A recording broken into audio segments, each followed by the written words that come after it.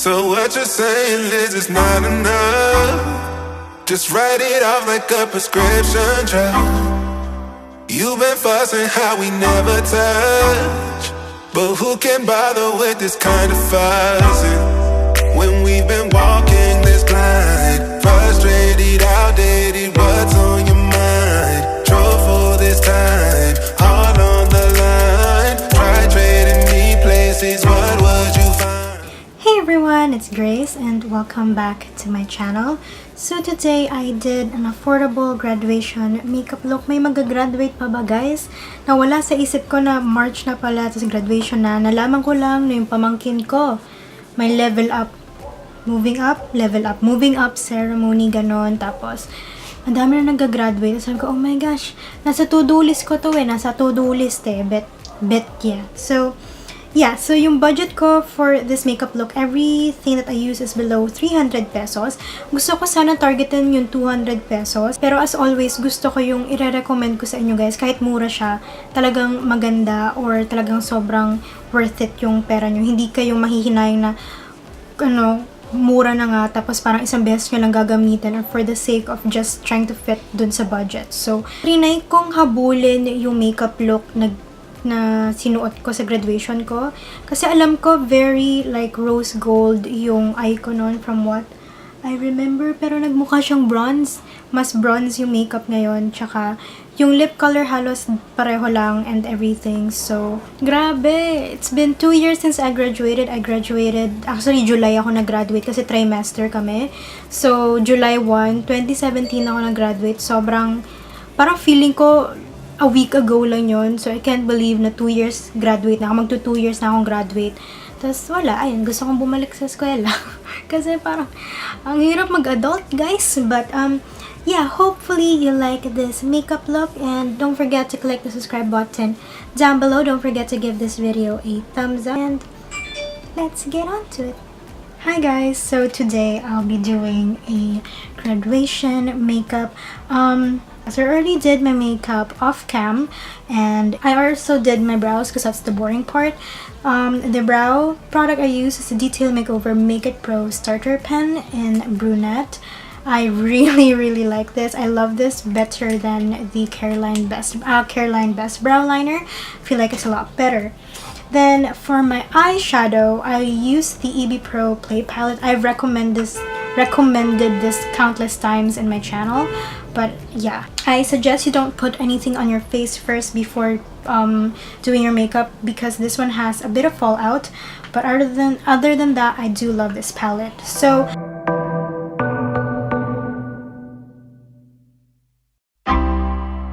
what you're saying is it's not enough. Just write it off like a prescription drug.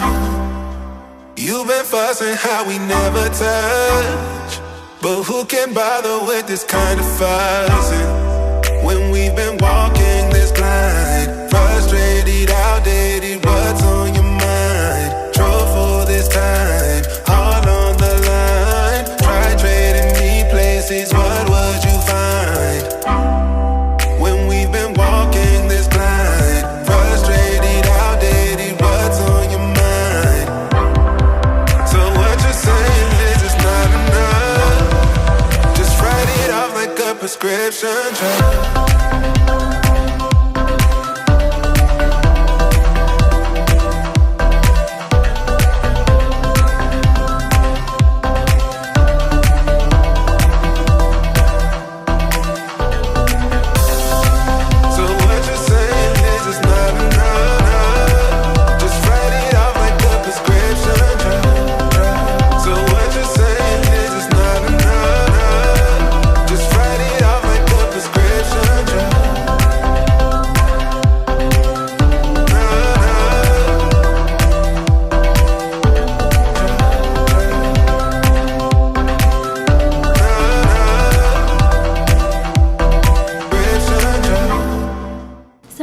tapos na yung eye makeup, guys.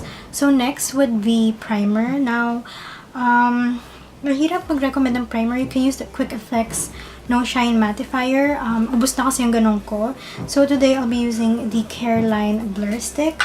So, medyo medyo pudpud na to sa akin, guys. So, medyo isa-swatch ko lang siya ng konti dito para medyo lumambot lang siya ng slight. So, then, before kayo maglagay ng primer or foundation, guys, make sure na walang fallout sa inyong face. Nakalimutan ko yung once, grabe, guys. Even if may foundation na on top, nagpi-peek through pa rin yung shimmer. So, ayun. Yeah, so I kind of focus this sa areas na malaki yung pores ko, which is yung sa cheeks area. Doon ko siya mas focus. Tapos dito. So I use the Maybelline Fit Me Matte Plus Poreless. You know, I do try a lot of different foundations, pero pag bumabalik ako dito, nakakalimutan ko na ang ganda pala nitong foundation na to. So, meron ng mas mura nito. So, still below 300 pesos. So, 299. Tapos minsan nagsisale pa yung Maybelline, diba? So, naka-tube na siya. This one I think is $3.99. Kapag gusto nyong makatipid sa Maybelline, make sure you buy on the weekend kasi 100 off siya sa mga certain products. Like, sa lip products, tsaka pati face products ata. So, ayun. So, I have the shade 120 Classic Ivory. Tapos, kung gusto nyo, in terms of applying my foundation, guys, oh yeah, hindi to super full coverage but it looks great on the skin. I feel like for graduation, mas okay pa rin yung medyo very skin-like pa rin yung finish and stuff like that. So, for me, when I go for special occasions, I use a mix of a flat top brush and sponge. So, yung ginagamit ko is from RT Studio, which you can buy in Landmark. Tapos, ito rin yung kay Anakai, which di pa ata siya nagre-restock, pero super love her sponges. This is the Teardrop Pink. Madalas kong ginagamit yung Beveled Black, but I've been missing using this one. So, bumalik ako sa Teardrop Pink. So,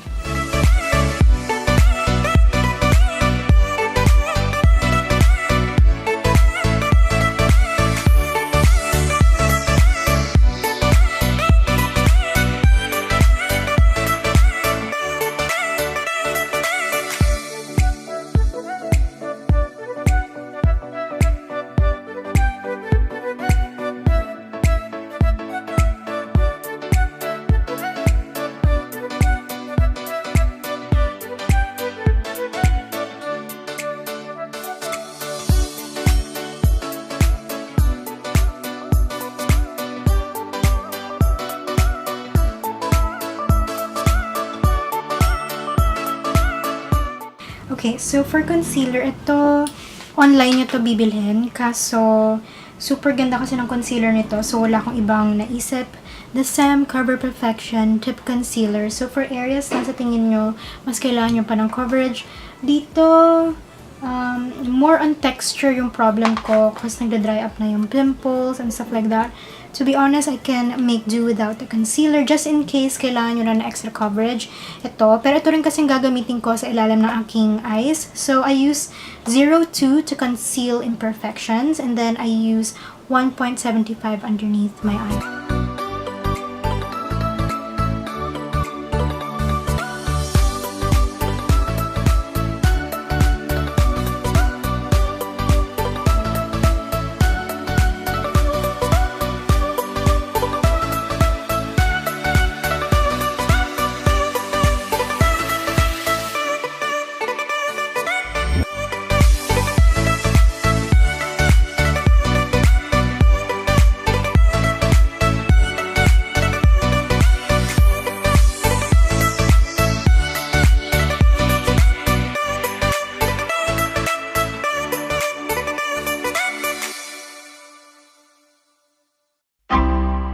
So what you're saying is Nag-powder na ako kasi kung hindi ako mag-powder agad, mag-crease yung under eye area ko. So, I already powdered my face. So, I used the Nichido Final Powder in Ivory Glow. Matagal ko na itong ginagamit. I still use it from time to time, lalo kapag ubos na yung Laura Mercier ko. Tapos, kasi sakit niyang bilhin, guys. So, binibili ko lang siya tuwing Christmas, birthday ko. So, ayun. So, ito yung final powder. I use the shade Ivory Glow. Since mukhang powdery yung ating face, may setting spray tayo. Yes, guys. May setting spray tayo na below to 300 pesos. So, ito yung Nichido Matte Finish Setting Spray. Matagal ko na itong ginagamit. Hindi ko pa rin siya nare-review. Kailangan ko siyang reviewin. Pero, yeah. So, mag-set lang ako. First setting kasi para mag-blend lang together yung makeup. So, For mascara, I'll be using the Maybelline Total Temptation. It's my favorite mascara. Tapos kung gusto niyo na magandang or like okay na eyelash curler, yung Nichido na eyelash curler, pagka na lang to 89. So, maganda to guys. So what you're saying is it's not enough. Just write it out like a prescription drug.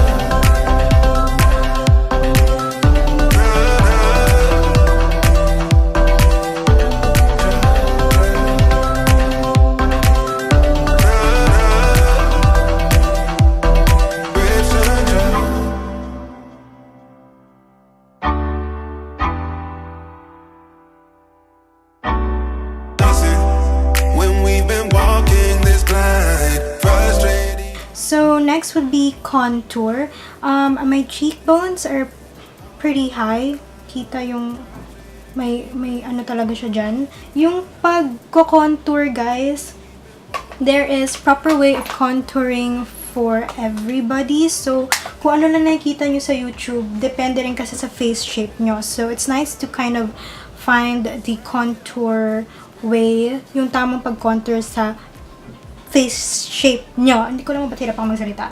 But anyways, first I'm gonna go with contour. I'm using the Pink Sugar HD Cheek Color in Morocco. So, medyo grayish siya, pero may hints of brown pa rin siya na hindi siya ganon ka-grayish. So, I'm gonna start off with this one. Just write it out like a prescription drug. So what you're saying is it's not enough. Just write it out like a prescription drug.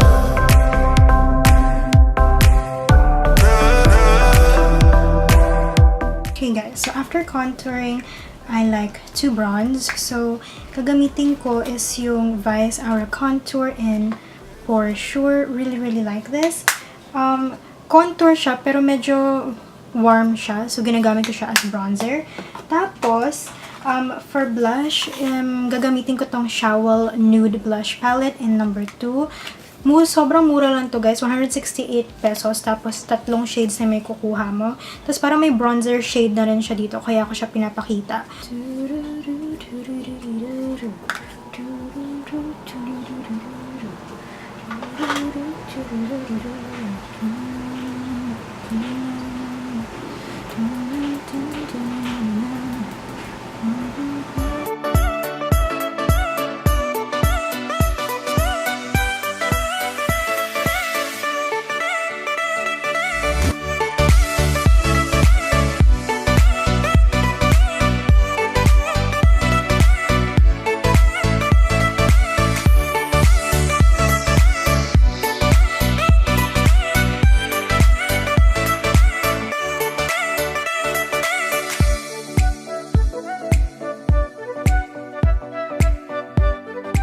Next is highlight. So I'll be using the Vice Aura Glow in Splendid. This is like the perfect champagne highlight. So talagang nagmamatch siya sa kahit anong makeup look. So ito yung gagamitin natin.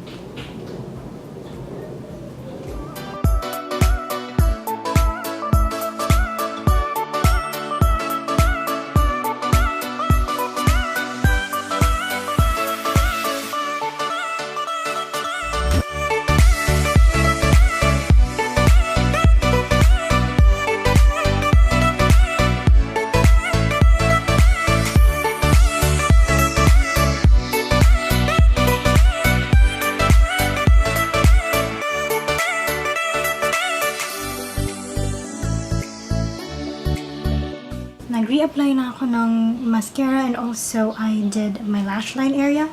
Okay, for lips, ang dami kong mare-recommend sa lips, but the ones that I'd be recommending are mainly velvet ones kasi yung velvet feeling ko forgiving siya, pwede mo siya magamit as tint, ganon, tsaka mas comfortable siya sa lips. So, itong dalawang favorite kong velvets, the Vice Phenomenal Velvet Liquid Lipstick. Super love this. I have 2 of these. I have Kumelavu, tsaka si basta yung dalawang yun. Ang hirap tandaan yung mga pangalan nila guys. So yan. Ito yung Vice or the Colourette Rose Velvetint. Yung Rose, super love ko tong shade na to. So perfect din siya sa lip ay sa eye makeup natin ngayon. So, yung rosé actually palagi kong sinasama sa travels ko kasi super just, ang ganda niya, lalo sa skin tone ko. So, ayun. So, tapos yung iba naman, bullet form na velvet. So, the first one is the Maybelline Touch of Nude. So, yan. Super ganda rin ito, guys. Lakas maka-fresh. Tapos, nakaka-stain to ng lips, tong powder mattes na to. So, yeah. The other one is the BLK Velvet Lip Cream. Ito naman is in Refined. So, super ganda rin ito ng BLK. Yeah, I really like these velvet lip creams from BLK. Ito lang actually nagugustuhan kong mga products sa BLK. Itong velvet lip cream nila kasi yung mattes, hindi ko masyadong trip. Yung mga mini travel lipsticks din nila magaganda. Pero, of all the BLK products, ito talaga yung favorite ko.